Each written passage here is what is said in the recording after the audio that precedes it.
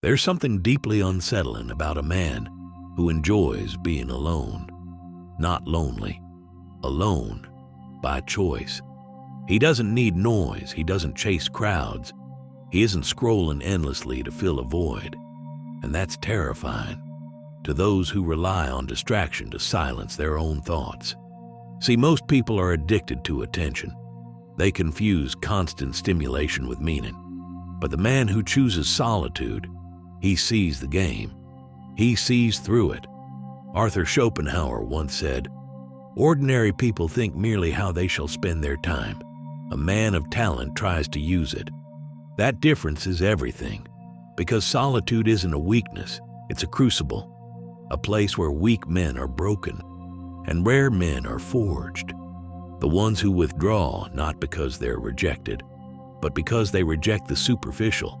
The ones who would rather walk alone with clarity than follow the herd into chaos. You'll notice something else about these men. They listen more than they speak. They think more than they post, and they observe everything. You won't see them fighting for approval. They've outgrown the need to be liked, and that makes them unpredictable, uncontrollable, unshakable. People say they want peace, but when they meet someone who is peace, who radiates it from within, they don't know what to do with him, because he holds up a mirror, a quiet mirror that reflects how frantic they become, how desperately they seek validation. And so they label him strange, cold, detached. But here's the truth, he's not disconnected. He's just no longer enslaved by the social noise that rules most people's minds. And that's power. The power to think independently, to feel fully, to be immune to trends, gossip, and approval ratings. Schopenhauer believed that solitude was the homeland of the strong, because in solitude you meet yourself. You confront your real thoughts, unfiltered. No masks, no audience, no escape. And most people are terrified of that confrontation, because when you remove the noise, you remove the distractions. And when there's nothing left to distract you, you're forced to look inward. The man who embraces that, who welcomes it, he becomes something rare. Not a recluse, not a hermit, but a sovereign. A man who sees through the illusions of modern life and decides, I will not be another follower. I will not be another echo. He'd rather be misunderstood for the truth than praised for playing along. And that's why people find him intimidating. Not because he threatens them, but because he reminds them of everything they're avoiding. Most people want comfort, but the man who walks alone wants clarity. And clarity is never comfortable. It demands you strip away illusions, even the ones that once made you feel safe. It forces you to unlearn the stories you were told about love, about success, about who you're supposed to be. Arthur Schopenhauer understood this pain. He believed that the more intelligent and aware a person is, the more they suffer. Why? Because they see too much. They notice the lies others gladly ignore. They watch people build their lives on borrowed dreams, perform identities for likes, chase empty highs, and pretend it all means something. But the man who chooses solitude, he knows pretending is a slow death. That's why he removes himself, not out of bitterness, but because he values truth more than belonging. You won't find him at every party. You won't hear him talking to fill silence, because he knows noise is the enemy of knowing. And here's the paradox. The more he sees, the harder it becomes to relate to others, because most people aren't ready to have their illusions shattered. They don't want the truth. They want comfort in numbers. They want consensus. But this man, he wants essence. He doesn't want to be liked. He wants to be real. He doesn't want to fit in. He wants to understand. And that's where the loneliness creeps in. Not from being alone, but from realizing how few people actually think for themselves. It's a brutal awareness. You'll hear them talk, but rarely say anything. You'll see their eyes, but rarely find presence, so he pulls back. He creates distance. And in that distance, he starts to reclaim his mind. Because the truth is, You can't think deeply when you're constantly being watched. You can't know yourself if you're always performing for others. Solitude is the space where you stop performing, where the masks fall, where the ego shuts up. And yes, it's uncomfortable at first, but then something shifts. You start to feel peace, not the fragile kind that depends on external approval, but the unshakable kind that comes from within. That's what makes these men different. They have an internal orientation. They don't chase stimulation. They pursue stillness. They don't need a crowd. They need clarity. And in a world addicted to noise and novelty, that kind of presence is power. It's the kind of power that doesn't shout. It doesn't demand attention, but it changes every room it enters, because people can feel it.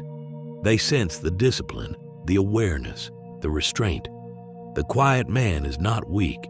He's not passive. He's simply too focused to entertain distractions. And that's why you never see him chasing. He doesn't beg. He doesn't convince. He walks away, because he knows anything you have to beg for is never worth having. There's something most people fear more than failure, more than rejection, more than death. It's silence, not the kind that fills a quiet room, but the silence inside, the one that shows up when all distractions are stripped away and you're left with only your thoughts. Most people run from it. They flood their lives with noise, constant music, scrolling, small talk, notifications, anything to avoid that one terrifying moment when everything goes still. But the man who chooses solitude, he doesn't run. He listens, because he knows stillness isn't emptiness. Stillness is where real intelligence wakes up. This is what makes him dangerous. While others chase validation, he builds self-trust. While others react emotionally, he observes. He doesn't speak unless it adds value. He doesn't move unless it has purpose. That's why his presence feels unsettling to some. Because you can't manipulate a man who's not afraid to be alone. You can't guilt trip him. You can't emotionally blackmail him. He won't collapse under social pressure, because he's faced the pressure of his own mind and survived. Schopenhauer said that loneliness is the fate of all exceptional men. But it's not a curse, it's a filter. It weeds out the shallow, it protects the focused, and it sharpens the mind. This is why solitude is so feared by the masses, because it forces you to confront the parts of yourself that are still weak, still lost, still pretending. But this man, he doesn't hide from those parts. He integrates them. He turns pain into perception, fear into insight. That's how he becomes untouchable, not because he's cold, not because he doesn't feel, but because he no longer needs the world to validate his worth. He becomes self-contained, a closed circuit of awareness, discipline, and intention. And you can feel it. Put him in a room with 100 loud voices, and he won't raise his. He'll wait. And when he finally speaks, everything else goes quiet. Because power doesn't need to yell. It just needs to be grounded. This is what terrifies people the most.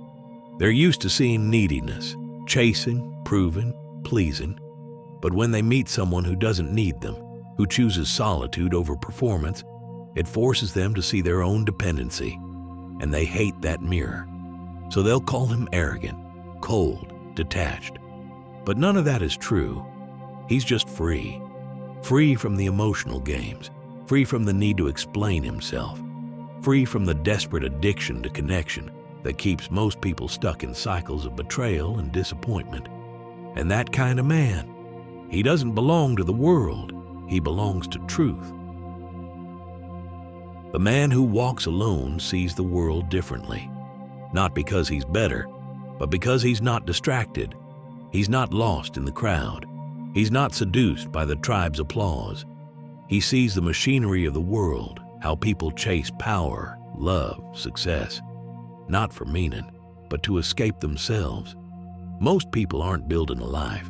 They're building a cage, a perfectly decorated prison made of status, followers, and the illusion of choice.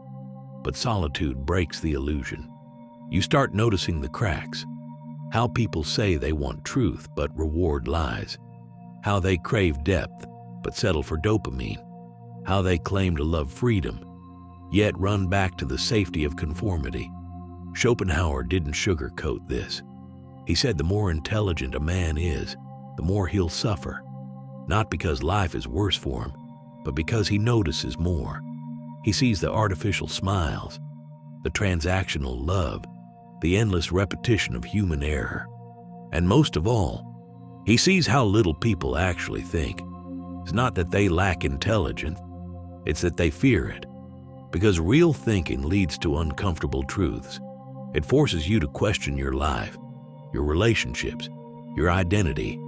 It demands courage. It demands solitude. That's why the loner becomes powerful, not by choosing sadness, but by choosing clarity.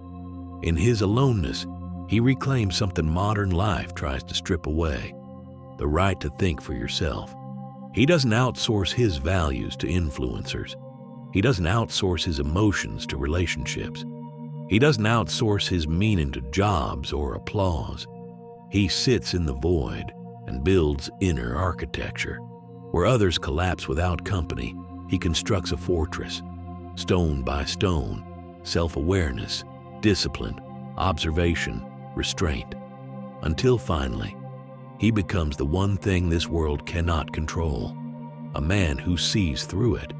That's why people feel uncomfortable around him, because his gaze isn't hungry, it's not seeking approval, it's a mirror, and most can't stand what they see reflected back. This man, he's not cold, he's precise. He doesn't hate others, he just understands them better than they understand themselves. And that makes him dangerous, not in a violent way, but in a way that shatters illusions. He can't be manipulated by pretty lies. He won't chase love that doesn't see him, and he refuses to dull his thoughts to make others comfortable. In a world of surface-level interactions and empty gestures, he brings depth, stillness, truth. But here's the catch. This path isn't easy, and it's not popular. You will be misunderstood, you will be resented, and you will walk alone. But if you stay the course, if you resist the temptation to numb yourself back into the herd, you'll unlock a mind so sharp, so clear, that no illusion can survive its gaze. And in that clarity, you'll find a kind of peace that the world can't offer. Because the world doesn't know peace, it only knows noise. When you've walked alone long enough, something changes. You stop needing the world to make sense. You stop trying to explain yourself. You stop waiting for others to see what you see. You become the observer, detached, present, not above others, but outside their illusions. You see people stuck in cycles, living for weekends, escaping into pleasure, worshiping relationships that don't fulfill them, and you no longer want to fix them, because you understand most people don't want truth. They want comfort, and nothing is more uncomfortable than a man who's truly awake.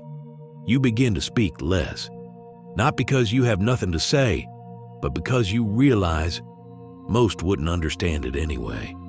They ask questions only to confirm their bias. They want advice, but not change. They want validation, not wisdom.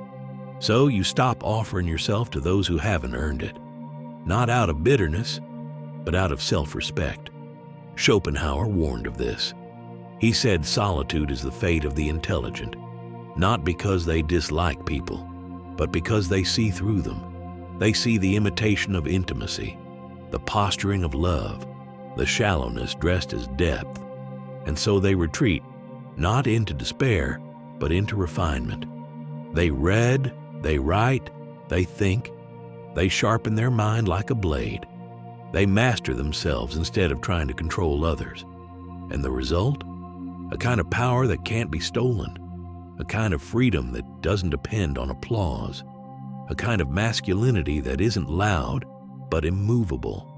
This is the terrifying intelligence of the man who chooses to be alone. He is not a loner by accident. He is not waiting for company. He is not a broken man looking for healing.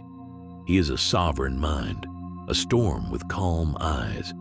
a man who found in his solitude not loneliness, but liberty. So if you're walking this path, if you feel misunderstood, if you wonder whether something is wrong with you, let this be your reminder. You are not broken. You are not cold. You are not lost. You are simply on a path very few have the strength to walk. And if you stay on it, if you keep refining instead of retreating, you will become the kind of man who no longer chases anything, because everything starts coming to him.